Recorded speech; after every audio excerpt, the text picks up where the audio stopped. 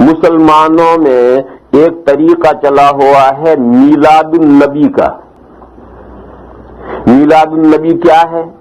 میلاد النبی ہے ربیع الاول کا مہینہ ہونا چاہیے اور کوئی مہینہ نہیں. ربیع الاول کے مہینے کی کوئی سی تاریخ ہونی چاہیے اور 12 ربیع الاول ہو تو واہ واہ واہ واہ. پھر اس تاریخ میں مسلمان مرد اور عورتیں اکٹھا ہوں گے اور اس مجمع میں روشنیاں ہوں گی، مٹھائیاں ہوں گی، کھانا ہوگا، یہ ہوگا وہ ہوگا. اور پھر اس میں ایک کتاب ہوگی، مولود شریف کے نام سے ایک کتاب ہوگی.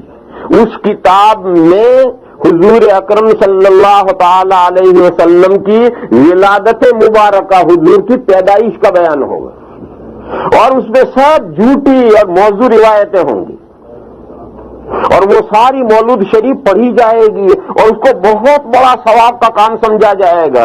اور پھر وہ مولود شریف پڑھ کر کے پھر وہ کھانے پر سب دم ہوگا، فاتحہ پڑھا جائے گا، پھر وہ سارا کھانا کھائیں گے اور پھر منتشر ہو جائیں گے اور یہ بہت بڑی عبادت اسے اور ثواب کا کام سمجھا جائے گا. اس کا نام ہے مولود شریف، مولود مروجہ.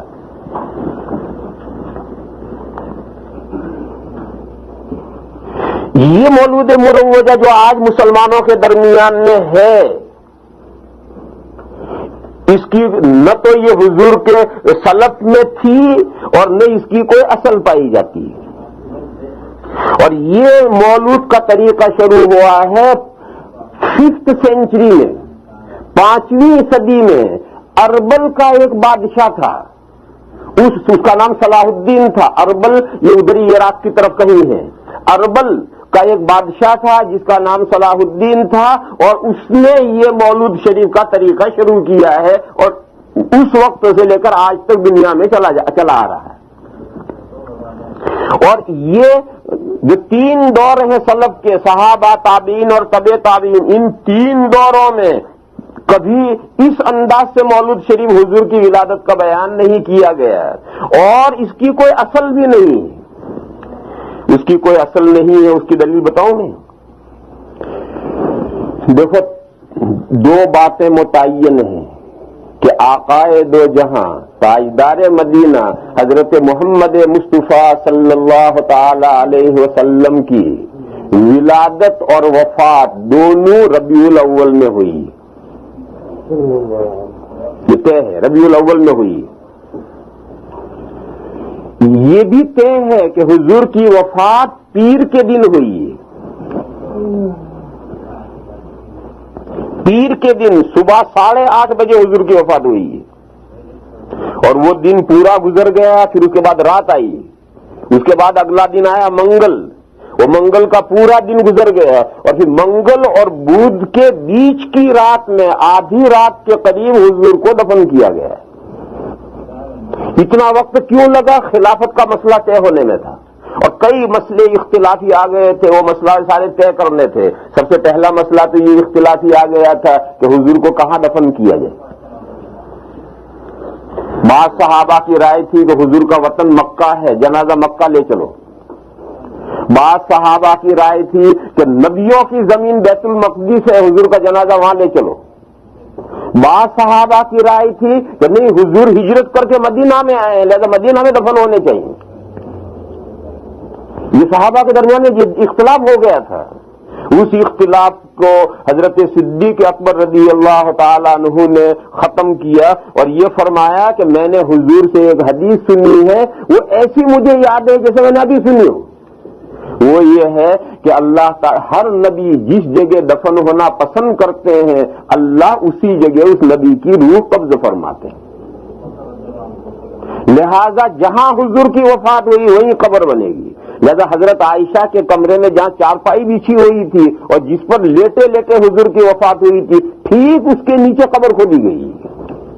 چارپائی ہٹا لی اور ٹھیک اس کے نیچے ناپ کر بالکل 1 انچ ادھر نہ ادھر وہیں اس کے نیچے قبر کھود کر کے وہیں حضور کو دفن کیا گیا. تو ایک مسئلہ تو یہ طے ہونے میں بڑا وقت لگ گیا تھا. دوسرا مسئلہ یہ اختلافی ہو گیا تھا کہ حضور کو نہلائیں یا نہ نہلائیں، اور نہلائیں تو کپڑے اتار کر نہلائیں یا بغیر کپڑے اتار کر نہلائیں. یہ مسئلہ بھی بڑا اختلافی ہو گیا تھا. اس مسئلے کا پھر آخر میں یہ فیصلہ ہوا کہ حضور کو نہلایا جائے گا لیکن کپڑے نہیں اتارے جائیں گے. حضور نے جو کپڑے پہن رکھے ہیں انہی کپڑوں میں نہلایا جائے گا, کپڑے اتارے بغیر. تو یہ بھی ایک جھگڑا ہو گیا تھا اور اسی جھگڑے میں یہ فیصلہ کرنے میں دیر لگی. پھر ایسا ہی ایک مسئلہ اور کھڑا ہو گیا, وہ یہ ہے کہ حضور کی جو قبر کھودی جائے گی تو قبر میں بغلی بنائیں گے یا شق بنائیں گے. قبر بنانے کے دو طریقے ہیں, ایک یہ بغلی بناتے ہیں اور ایک بیچ میں کھود کر کے شق بناتے ہیں. تو حضور کی قبر کیسی بنائی جائے؟ قبریں دونوں طرح کی بنتی ہیں اور ساری دنیا میں جیسی زمین ہو اور زمین کے تقاضے ہو اس کے اعتبار سے بغلی بھی بنا سکتے ہو, شق کی بھی بنا سکتے ہو, دونوں طریقے جائز ہیں. لیکن حضور کے لیے کون سا طریقہ اختیار کیا جائے؟ اب اس کے لیے بڑا جھگڑا کھڑا ہو گیا, کیسے فیصلہ کریں. آخر فیصلہ یہ کیا کہ مدینہ میں ایک صحابی بغلی بنانے کے ماہر تھے اور ایک دوسرے صحابی شق بنانے کے ماہر تھے. تو طے یہ ہوا کہ دو آدمی فوراً روانہ کرو, ایک ان کو بلانے کے لیے اور ایک ان کو بلانے کے لیے. دونوں میں سے جو پہلے آ جائے وہ اپنا عمل کرے. بغلی بنانے والا پہلا آ جائے تو حضور کی قبر میں بغلی بنائی جائے, اور شق بنانے والا پہلے آ جائے تو وہ شق بنائے. چنانچہ دو آدمی فوراً روانہ ہوئے. وہ جو بغلی بنانے والے صحابی تھے وہ تو گھر ملے اور آدمی جا کے اطلاع کی وہ فوراً آ گئے, اور وہ شق بنانے والے جو صحابی تھے وہ گھر ملے ہی نہیں. آدمی خالی ہاتھ واپس آ گیا کہ حضرت ابو عبیدہ تو نہیں, وہ حضرت ابو عبیدہ بن الجراح تھے جو عشرہ مبشرہ میں سے ہیں, 10 صحابہ میں سے جن کو جنت کی خوشخبری دی گئی تھی, وہ شق بناتے تھے. اور حضرت ابو طلحہ انصاری وہ بغلی بناتے تھے. تو حضرت ابو طلحہ انصاری گھر ملے اور وہ بلائے اور وہ آ گئے, اور حضرت ابو عبیدہ گھر ملے ہی نہیں. یوں اللہ نے آٹومیٹکلی فیصلہ کر لیا اور حضور کی قبر میں بغلی بنائی گئی. پھر ایک بہت بڑا جھگڑا یہ کھڑا ہوا کہ حضور کی نماز جنازہ پڑھی جائے یا نہ پڑھی جائے, اور پڑھی جائے تو کس طرح سے پڑھی جائے. یہ ایک بڑا جھگڑا اختلاف کھڑا ہوا. اس میں حضرت ابو بکر صدیق رضی اللہ تعالیٰ عنہ نے فیصلہ کیا کہ وہ امیر المومنین تھے تو آخری فیصلہ انہی کا ہوتا تھا. تو انہوں نے یہ فیصلہ کیا کہ حضور ہی امام ہیں, زندہ تھے تب بھی حضور امام تھے اور اب وفات کے بعد بھی حضور ہی امام ہیں. لہذا حضور کی نماز جنازہ کوئی امام بن کر کے نہیں پڑھائے گا, حضور ہی امام ہے. اور انہوں نے فیصلہ کیا کہ جہاں کمرے میں جنازہ رکھا ہے وہاں سے جنازہ باہر بھی نہیں نکالا جائے گا, وہی کمرے میں رکھا رہے گا. کمرے میں جتنے آدمیوں کی گنجائش ہے اتنے آدمی کمرے میں جاؤ اور تنہا نماز جنازہ پڑھو بغیر جماعت کے. چنانچہ ہر آدمی جاتا تھا اور تنہا نماز جنازہ پڑھ کر 8-10 آدمیوں کی اس میں گنجائش تھی تو 8-10 آدمی گئے, انہوں نے جنازے کی نماز پڑھی اور وہ نکل آئے. تو دوسرے 8-10 گئے, انہوں نے تنہا نماز پڑھی, وہ نکل آئے. تو اگلے 8-10 آدمی گئے. اسی طرح سے ایک وقت تک لمبے چھوٹا سا کمرہ ہے, اس چھوٹے سے کمرے میں 8-10 آدمیوں کی گنجائش ہے اور ایک ہی دروازے سے جانا ہے, اسی میں نکلنا ہے. تو جو گئے ہیں نماز پڑھ کے نکلیں گے جبھی دوسرے جائیں گے. جب تمام صحابہ اس طریقے سے نماز پڑھ چکے تو سب سے آخر میں حضرت صدیق اکبر گئے ہیں. پھر حضور کا جنازہ قبر میں اتار دیا گیا اور اس سے ایک بڑا جھگڑا کھڑا ہو گیا تھا, بڑا سنگین. وہ جھگڑا یہ کہ حضور کے بعد میں خلیفہ کون. یہ تو گورنمنٹ کا جھگڑا بہت بڑا جھگڑا ہے. تو اس کی تو اتنی اہمیت ہے کہ آج کسی ملک کا سربراہ اگر انتقال ہو جائے گا تو اس کی موت ڈکلیئر نہیں کریں گے جب تک اگلے کا نام پہلے ڈکلیئر نہیں کریں گے. اگلا اس کے قائم مقام کا نام طے کر کے پہلے اس کا نام ڈکلیئر کریں گے تب اس کی موت ڈکلیئر کریں گے. تو اب یہ مسئلہ جھگڑا ہو گیا تھا. انصار یہ کہتے تھے کہ 2 امیر مسلمانوں میں بننے چاہیے, ایک مہاجرین میں سے امیر بننا چاہیے, ایک ہم میں سے انصار میں سے بننا چاہیے. اور دیکھو تو کتنی ڈسپلیشن ہو جائے گا, کتنی مسلمانوں میں تقسیم ہو جائے گی. 2 بادشاہ بن جائیں گے تو 2 گورنمنٹیں ہو گئی اور کتنی بڑے مہاجرین یہ کہتے ہیں نہیں امیر ایک رہے گا, خلیفہ ایک رہے گا, جسے بھی طے کرنا ہو کرو, خلیفہ ایک رہے گا. پھر اس کے لیے میٹنگ ہوئی اور میٹنگ میں لمبے چوڑے ہوئے اور پھر اس میٹنگ میں فیصلہ ہو کر حضرت صدیق اکبر خلیفہ بنائے گئے. تو اتنے بڑے اہم مسائل تھے جو سارے الجھ گئے تھے. اس کی وجہ سے پیر کی صبح 8:30-9 بجے حضور کا انتقال ہوا. پھر یہ پیر کا دن گزرا, پھر اگلی پوری رات گزری, پھر منگل کا پورا دن گزرا اور منگل اور بدھ کے بیچ کی رات میں تقریباً آدھی رات کو حضور کو جنازہ دفن کیا گیا ہے. اور اتنا وقت لگنے کے اسباب یہ سب پیش آئے تھے.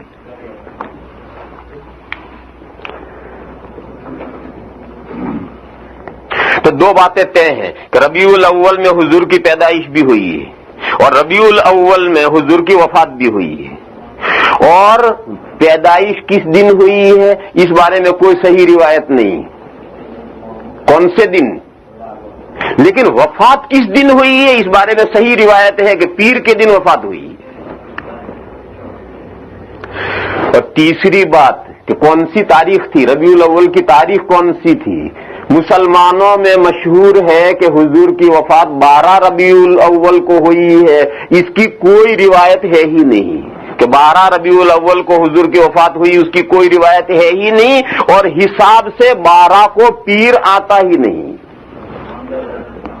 کیوں؟ دیکھو یہ ربیع الاول ہے، ربیع الاول سے پہلے سفر ہے، سفر سے پہلے محرم ہے، محرم سے پہلے ذی الحجہ ہے، اس ذی الحجہ میں حضور نے حج فرمایا ہے، اور ذی الحجہ کی 9 تاریخ جب حضور عرفہ میں تھے اس دن جمعہ تھا، یہ طے ہے کہ ذی الحجہ کی 9 تاریخ کو عرفہ کے دن جمعہ تھا۔ اب وہاں سے کاؤنٹ کرتے کرتے آؤ، چاہے تمام مہینے 30 کے لے لو، چاہے تمام 29 کے لے لو، چاہے بعض 30 کے لے لو، چاہے بعض 29 کے لے لو، جو تمہیں حساب کرنا ہو کر لو، 12 کو پیر آ ہی نہیں سکتا۔ جب جس کا جی چاہے حساب کر کے کیلکولیٹر لے جائے، 12 کو پیر کبھی بھی نہیں آئے گا، 9 کو پیر آتا ہے۔ بعض مہینے 30 کے اور بعض مہینے 29 کا جیسا حساب ہوتا ہے اس اعتبار سے 9 کو پیر آتا ہے، 12 کو پیر آتا ہی نہیں۔ اس کا خلاصہ کیا ہے کہ دیکھو میلاد النبی کا اگر طریقہ صحابہ کے زمانے میں ہوتا، تابعین کے زمانے میں ہوتا، تبع تابعین کے زمانے میں ہوتا، تو اتنی ساری جہالت کیسے ہو گئی کہ کس دن میں انتقال ہوا ہے، کس تاریخ میں انتقال ہوا، وہی کوئی نہیں جانتا۔ تو کیا مسلمان تاریخ بھی بھول گئے؟ میلاد النبی کرتے تھے اور تاریخ بھی بھول گئے؟ پھر میلاد النبی کرتے کس دن تھے؟ معلوم ہوا کہ اس وقت میلاد النبی کا کوئی رسم نہیں تھی، کوئی رواج نہیں تھا، اور ایک لمبے زمانے تک کوئی رسم اور کوئی رواج نہیں تھا۔ یہ تو 5ویں صدی میں اربل کے بادشاہ صلاح الدین نے یہ رسم نکالی ہے، اور جو مسلمانوں میں چلی اور چلتی چلی گئی۔ لہذا یہ جو میلاد مروجہ ہے یہ نہ حضور کے زمانے میں تھی، نہ سلف کے زمانے میں تھی، نہ اس کی کوئی اصل تھی۔ ہاں رکو ایک بات سمجھو، آقائے دو جہاں تاجدار مدینہ حضرت محمد مصطفیٰ صلی اللہ تعالی علیہ وسلم کے حالات زندگی بیان کرنا، پیدائش سے لے کر وفات تک یہ تمام حالات زندگی بیان کرنا، یہ افضل عبادت ہے، بہترین نیکی کا کام ہے۔ لیکن اس کے لیے کوئی دن متعین کرنا کہ فلاں دن ہی ہوگا، مہینہ متعین کرنا کہ فلاں مہینے میں ہوگا، نہیں، یہ جائز نہیں۔ پورا سال ہے، آقائے دو جہاں انسانیت کے لیے اللہ کی نعمت کبریٰ ہے، پورے سال کے لیے، پورے سال جب موقع ملے حضور کے حالات زندگی بیان کرو، پیدائش سے لے کر وفات تک۔ دوسری بات ہے کہ حضور کے حالات زندگی بیان کرو، جائز طریقے پر بیان کرو، ناجائز طریقے بیان کرنے کی اجازت نہیں۔ ناجائز طریقے کی میں 2 مثالیں دوں۔ ایک تو ایک وہ روایات جو گھڑی ہوئی روایت ہے اور موضوع روایات ہیں، وہ گھڑی ہوئی روایت موضوع روایت بیان کرنا جائز نہیں، حرام ہے۔ حضور کے حالات بیان کرتے ہوئے موضوع اور گھڑی ہوئی روایت بیان کرنا یہ حرام ہے۔ دوسرا یہ ہمارے ہندوستان میں یہ قصہ ہے 7-8 سال پہلے کا۔ ہندوستان میں امروہہ ایک قصبہ ہے، اس امروہہ میں کم بختوں نے حضور کی پیدائش کا میلاد میں ڈرامہ بنایا، اور ایک عورت حضور کی ماں بنی اور اس کو بچہ پیدا ہوتا ہے دہا میں جلسے میں دکھایا ہے، جیسے بچہ پیدا ہو رہا ہے، ایک بچہ لا کر بچہ پیدا کر کے دکھایا ہے کہ دیکھو یہ حضور دنیا میں آئے۔ اور جب وہ بچہ پیدا ہوا تو سارا مجمع کھڑا ہو کر اللہم صلی علی محمد، اللہم صلی علی محمد۔ لوگوں نے کہا یہ سب کافر ہو گئے جنہوں نے یہ ڈرامہ کیا ہے۔ ایک مرد کو عورت بنا کر لٹایا ہے، اسے درد ذہ ہو رہا ہے، اس درد ذہ میں سے ایک بچہ نکل رہا ہے، اور بچہ کو نام دیا حضور پیدا ہوئے، اور سب کھڑے ہو کر درود شریف پڑھ رہے ہیں۔ یہ حرام ہے۔ مولانا مفتیوں نے فتویٰ دیا اس ڈرامے میں جتنے شریک ہیں سب کافر ہیں۔ یہ ہمارے یہاں ہندوستان میں امروہہ میں یہ قصہ ہو چکا ہے 7-8 سال پہلے۔ وہیں امروہہ میں کعبہ بنا تھا، اور کعبہ بن کر وہاں لوگوں نے حج کیا تھا، یہ بھی چکر چلا تھا۔ تو میرے بھائیوں ایسی روایت جو موضوع ہیں اور گھڑی ہوئی ہیں وہ حضور کے حالات میں بیان نہیں کر سکتے، وہ حرام ہے. صحیح روایت بیان کرو، پھر بیان کرنے کے جائز طریقے میں بیان کرو. یہ ڈرامہ بازی میلاد النبی میں نہیں ہو سکتی. اور حضور کے حالات زندگی پیدائش سے لے کر وفات تک پورے سال پر جب موقع ملے بیان کرو، اس سے بڑی کوئی بہترین عبادت نہیں ہے. مسلمان اپنے پیغمبر کو پہچانیں گے جبھی تو وہ دین سے جڑیں گے، اور اپنے پیغمبر کو پہچانیں گے نہیں دین سے کیا جڑیں گے؟ تو میرے بھائیوں میں اصل بات یہ سمجھا رہا تھا کہ سلف اور خلف، سلف کے وہ تین دور ہیں، صحابہ، تابعین اور تبع تابعین، ان میں ایک سرخاب کا پر لگ رہا ہے. حضور نے ان تین دوروں کی فضیلت بیان کی ہے. اسی وجہ سے سنت اور بدعت کا معیار یہ ہے کہ سلف کے زمانے میں جو چیزیں ہوتی تھی یا جن چیزوں کی اصل پائی جاتی ہے وہ سب سنت ہیں اور جائز ہیں، اور جو چیزیں سلف کے زمانے میں نہیں ہوتی تھی اور اس کی اصل بھی سلف کے زمانے میں نہیں پائی جاتی اور آج اسے دین کا کام سمجھ کر کیا جا رہا ہے، ثواب کا کام سمجھ کر کیا جا رہا ہے، تو وہ بدعت ہے. اور اگر دین کا کام سمجھ کر نہ کیا جائے، ثواب کا کام سمجھ کر نہ کیا جائے، جیسے عید کے دن شیر خورما پکتا ہے یا مرغا بنتا ہے، گجراتیوں کا مرغا بنتا ہے کہ نہیں عید کے دن، اور ہمارے ہندوستان میں شیر خورما پکتا ہے، تو اسے کوئی عبادت سمجھ کر نہیں کیا جاتا، کوئی ثواب سمجھ کر نہیں کیا جاتا، ایک رسم ہے. یا جیسے عید کے دن جہاں عید کی نماز خطبہ ختم ہوا تب کھڑے ہو کر دے معانے کا، حالانکہ ابھی گھر سے ساتھ آئے تھے اور اب دے معانے کا چل رہا ہے. تو اب یہ معانے کا یہ کوئی دین کا کام سمجھ کر، عبادت کا ثواب کا کام سمجھ کر نہیں کیا جاتا ہے، مگر یہ کیا جاتا ہے. اور گھر لوٹ کر ایک دوسرے کے گھر جائیں گے اور ملیں گے، عید ملن، اور صرف مرد ہی نہیں ملیں گی، عورتیں جائیں گی، اور عورتیں ہی نہیں جائیں گی، نوجوان لڑکیاں اپ ڈاؤن کریں گی اور شاندار کپڑے پہن کر اس محلے سے اس محلے عید ملن. مگر اس کو کوئی عبادت ثواب کا کام سمجھ کر نہیں کیا جاتا، لہذا اسے بدعت نہیں کہیں گے، اسے رسم کہیں گے، اسے کہیں گے رسم. اور جسے ثواب کا کام سمجھ کر کیا جائے وہ ہے بدعت.